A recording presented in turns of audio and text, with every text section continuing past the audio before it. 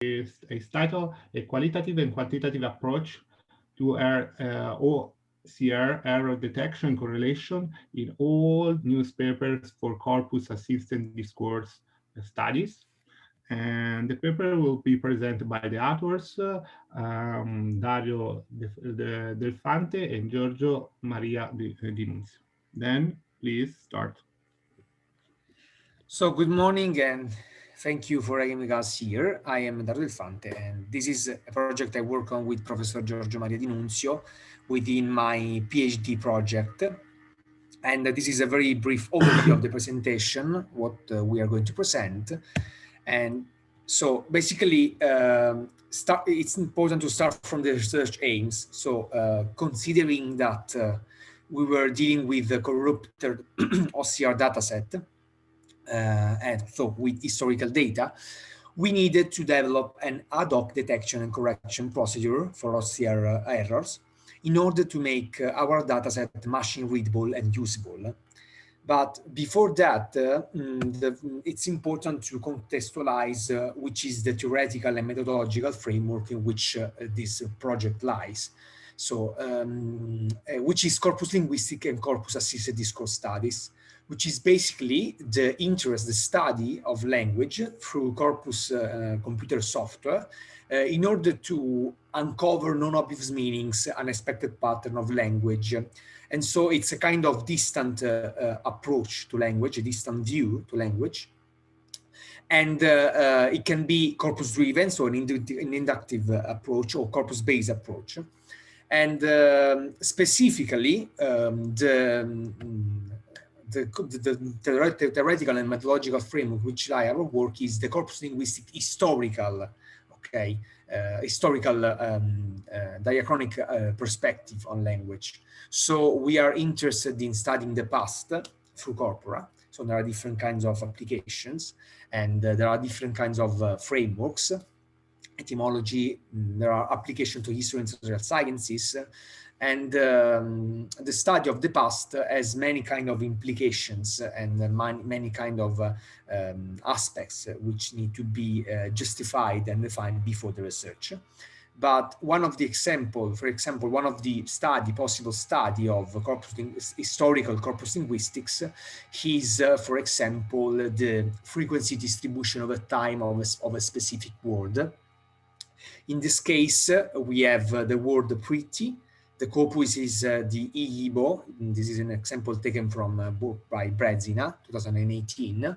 And in this case, as you can see from the table, the corpus has been like split into decades, and the calculation is made per million words, and it's a relative frequency. And this shows like the distribution of the time, how it changes. The word changes. So there are very different applications, but it's important when we approach like diachronic corpus assisted discourse studies that we need to think about three aspects about like of the corpus in relation to the corpus compilation. The first thing is the historical representativeness. So the fact that the sample, a corpus is always a sample of language. A corpus is not all the entire language expressed by a specific time. So the sample has to be historically representative. So it has not to be biased. There are a lot of reflection and discussion, but it's important. The second thing is structure of the corpus. So you have to adapt the structure of the corpus you are going to produce and compile. So the structure has to fit with the research aims and the research goals.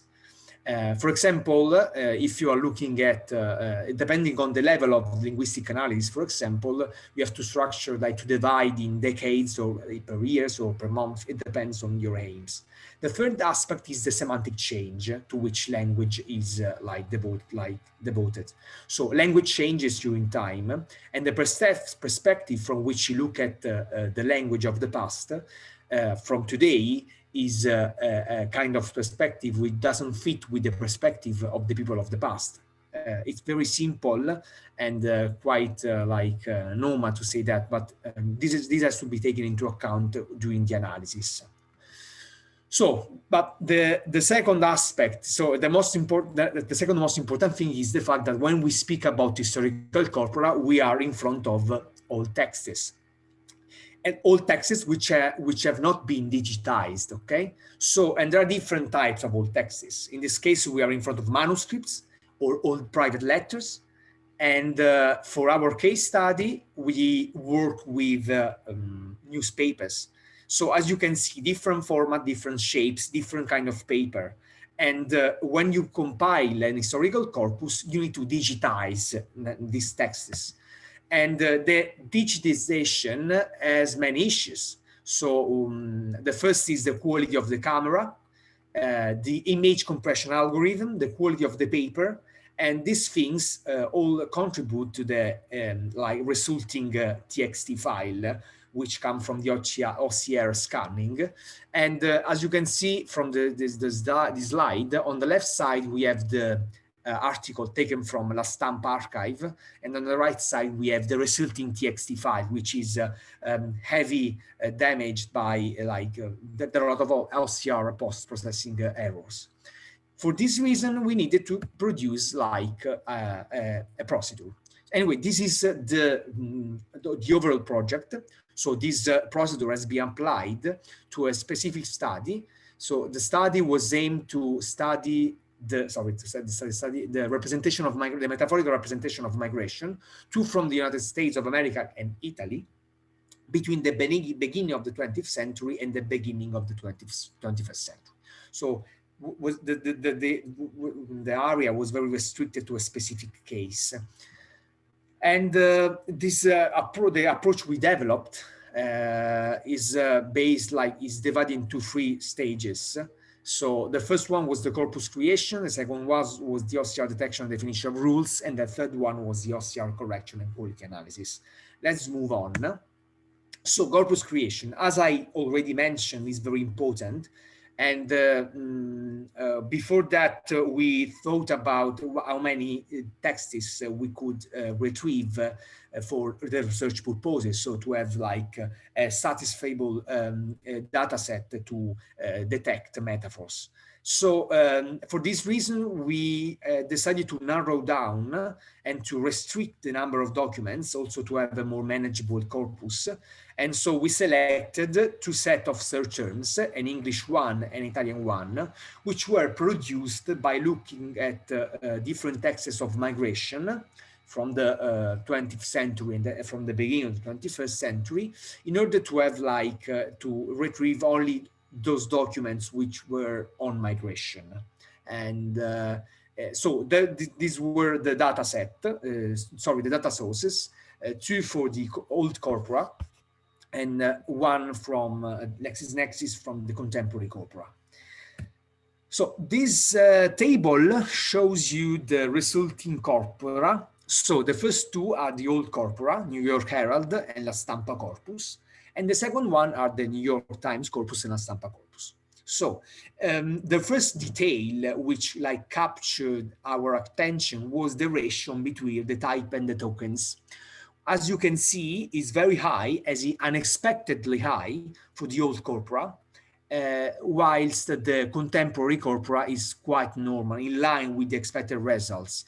It's important to say that the contemporary corpora, New York Times and La Stampa, were already originally produced in a digital format. So these don't contain any OCR error. And the high number of the type ratio of types, as you can see from the table, is due to the OCR errors, which are counted as a single like word, a single type. Anyway, so let's move on. So we, at the second step after the corpus compilation was the OCR detection, so error detection. And we decided to use a semi-automatic mixed approach. So like a dictionary-based procedure and a context-based procedure, to capture, in order to capture the most number of errors possible. 2 types of errors, of OCR errors we identified: non-word errors, so invalid lexicon entries which are not attested in any dictionary of the analyzed language, and the real-world errors, so valid words which are in the wrong context, like fraud of irritants or other kind of errors. So this is like the three-step procedure through which we identified and produced the list of like rules, definition of rules. So at first, we produce a list of errors through the dictionary-based approach I showed you before. So before we did not have a corresponding digitized truth version of our old corpora, we used the contemporary corpus, which was correct. And so we compare through a keywords analysis the old corpus with the old corpora with the contemporary corpora, because our hypothesis was that the resulting keywords analysis, keywords list would be related to the number of errors, because the contemporary should be without any kind of error. So after this list of candidates, we analyze qualitatively each error of this list through the context-based analysis, a collocation analysis, in order to detect and to define if this list of errors were all like errors. So we produce a list of detected errors, we categorize step to these errors, and then we define for each error identified a correction rule, which then was applied to the corpus now. Yes. Okay, so we use this mixed approach with user feedback to correct errors. Then just like a clarification, in some cases you can use OCR correction softwares that use contexts to understand what could be the most probable word that is corrupted, in a sense. In our case, the OCR scans are so badly corrupted that even the context is corrupted. So it really is a first pass that we are doing in this project. So in order to at least figure out a way to correct some parts of the text, and some others will not be possible to correct it in any case, because it's too difficult to understand even reading the original scan. So we use this approach in order to be as reproducible as possible with our language. It's called approach, uses this tidyverse approach, which is, in other words, a set of packages that you can combine in order to import the text and clean the text, and then produce a document that shows you all the steps that you have done. Next, please. So this is just an example of this markdown file that, if you're used to Python, it's a sort of notebook file where you can mix text that describes what you're doing and code. So it's a sort of runnable text code where you can document every step, and you have also the output of every step in order to be reproducible. Next. So basically, we use these 4 steps that correspond more or less to 4 packages. We import the text, we tokenize the text using some very basic rule.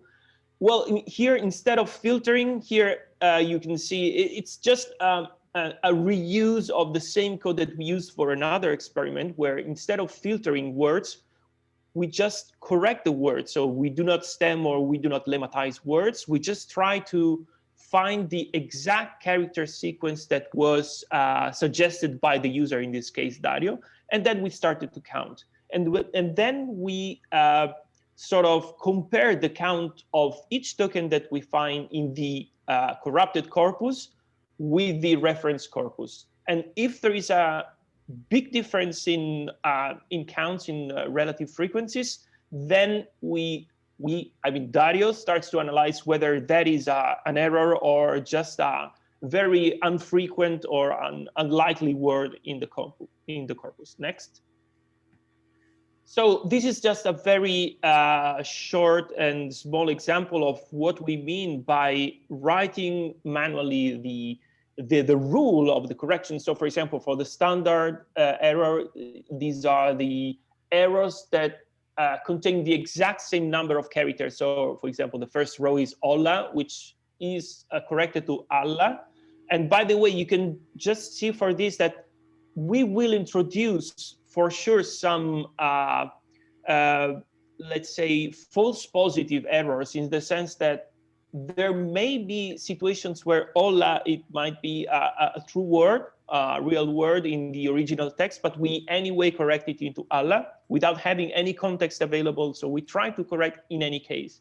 So we are introducing by default with this approach some false positive errors, and this is part of the analysis that we are going to do in the future, and some other non-standard errors that you can see. For example, click, the first row of the bottom part of the table, is just the H that has been represented or interpreted by the OCR interpreter as the LI, as the shape of the H. And in that case, again, we are going to transform click into K in any case. Next. So this is the result, starting from the bottom of this page. We found so far 476 errors for English, and by the way, it's done manually. So it's a feedback. I give Dario the results of the numbers. Dario tries to understand whether that is an error or not, and write the rules. I implement the rule, and then I do this feedback again. Much less errors for the Italian corpora, just because the quality of the scans of the Italian papers are much better than the English ones.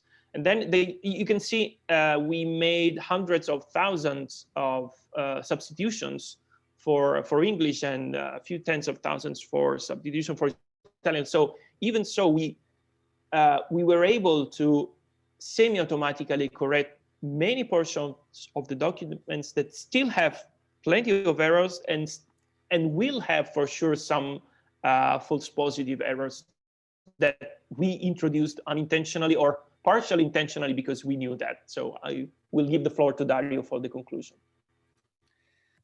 So like this, we think that this semi-automatic approach for correcting OCR errors developed for this project has proved to be effective. And I also believe that this procedure and the set of rules can be reproduced and reused for different contexts. So within the same language, but for example, for different time periods or different language domains. So not newspapers, but in medical language, other kind of like political language, sport language, but also for different languages. This is our aim. Also, comparison of our analysis with recent approaches that make use of BERT pre-trained neural networks to post-hoc error correction made us think that we need to also consider new paths, new ways. And another thing we want to understand is we want to investigate how many documents that we missed during the compilation of the corpus in the first step. Given that a search keyword as we produce may be subject as well to OCR correction as well, because the documents in the data sources you saw are stored in OCR TXT for OCR TXT format. So this may be problematic. Thank you very much for the attention. Thanks, Dario and Giorgio, also for being time and for the presentation, of course. Are there any questions?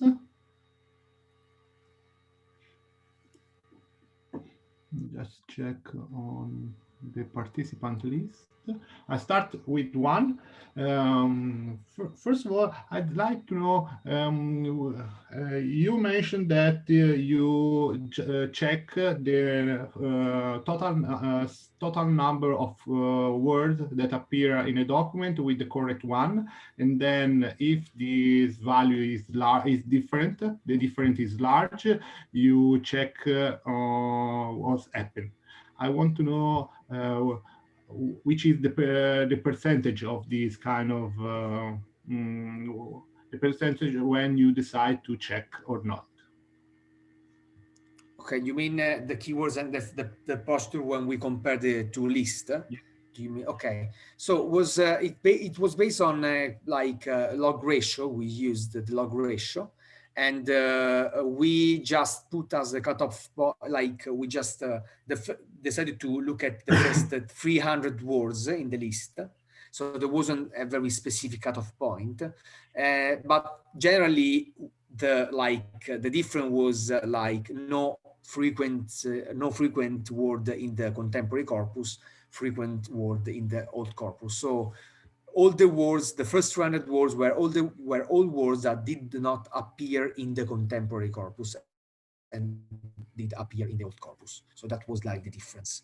Okay, then another question, very small question is, when you design rules, you need some particular expertise. You need to know, you have to know very well the domain that you are working on, or yeah, I mean, like I use contextual information, and I mean, you have to be. I mean, I'm a linguist now. I'm a linguist, so that was my expertise, and also that I was expert in newspaper language, and for this reason, I have like a knowledge of what I was going to do. But also the contextual information are very important. So I made a lot of use of the context to decide if it was an error or not. And just for clarification, we found with students, working with the students, some examples. Now I forgot that one was interesting, like they thought it was a mistake in the OCR conversion. Instead was a word that was used in Italian at the beginning of the 20th century. Like, I don't know, like on top of my head, I have the giuoco del calcio. It may sound very odd. It's not that word, but these are unusual or words that are not used anymore that may be considered wrong, but in that context, in the case, we're correct. So yes, you need a lot of expertise in that sense, and you have to see that vocabulary of that particular period. Okay, then thanks again. Thank you.